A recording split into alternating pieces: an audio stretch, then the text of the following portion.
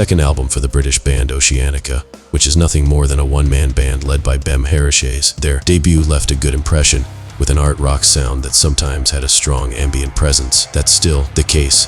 Musically, Oceanica has reinvented itself. We have a much heavier and more extreme approach that may surprise anyone who has heard the project in the past. A change that, in theory, would be very abrupt, but which in practice works well. An expansion that is very welcome and makes things more interesting. Long time without an album has the natural impact of raising expectations. The fact that the previous album Morturio was a milestone in the band's career also helped to raise expectations. Expectations that Volutabro doesn't meet because it would be impossible, and also because it's a different album, the most different of their entire career. With more guitars and fewer electronic elements, Bizarra in 2023 are a more direct band who don't resort so much to the ambience that used to characterize them, which also demonstrates their nonconformity in wanting to go beyond the obvious and what is expected of them. That in itself is a good thing, as are the songs that make up Volutabro.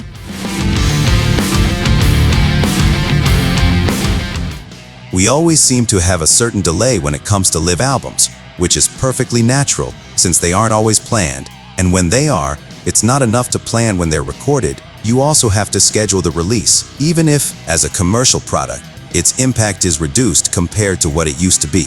In the case of the Neal Morse band, a live album is always appealing to fans, and in this particular case even more so, as I was at one of the first post-pandemic concerts where musicians and fans were eager for live music, and here the band's most recent work was played in full, which is also representative of the confidence in the new material.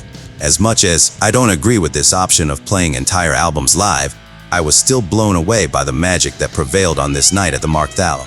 Progressive rock fans shouldn't miss this release.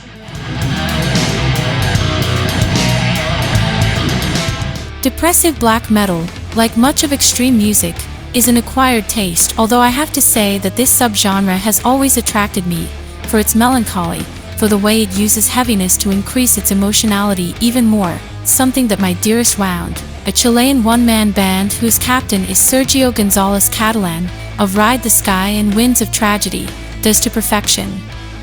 The Burial is an emotional journey that we don't mind taking, even though it's emotionally heavy, depressive black metal, post-metal with hints of doom. This is a memorable debut.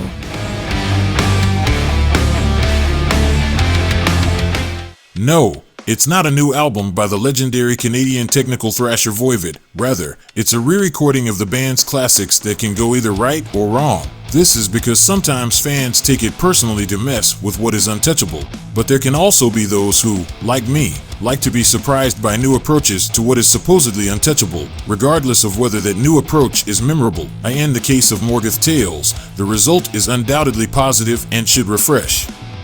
Even the band's approach to their own classics, the track has been chosen from each of their original albums, leaving out the classic debut War and Pain, Negatron, and all those released after Piggy's death. They do, however, present a new track that isn't particularly memorable, but fits in well with the rest.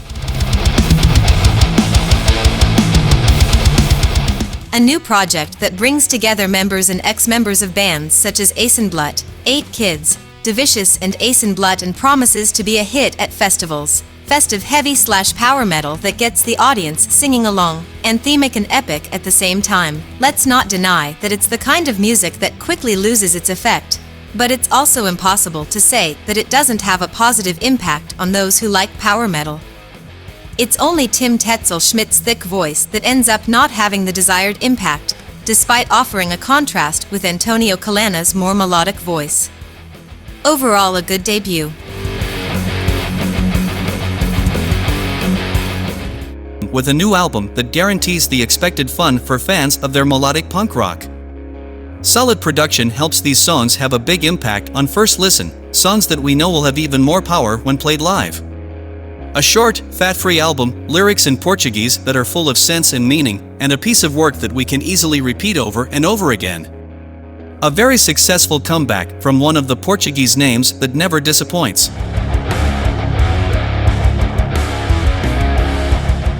There are albums that are a real surprise, and Reasons for the Slaughter was a huge positive surprise because it introduced us to Tyranex.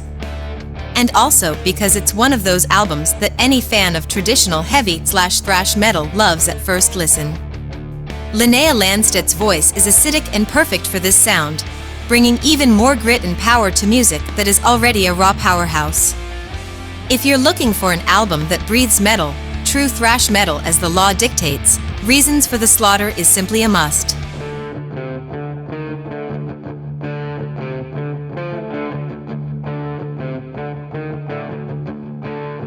QFB, an admittedly rap metal band from Galicia, formed in the 1990s. At the end of 2022, they released this EP Reverebera, which officially marks their return to the scene.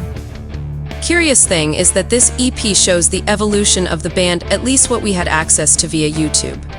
We had access to the songs recorded in 1995 and the same ones now. The 1995 tracks are reminiscent of the sound of Body Count at the time, while the 2022 versions have a modernized sound but are far from something that could have come off the assembly line of the current releases. For fans of modern, urban sounds, this is a band to know.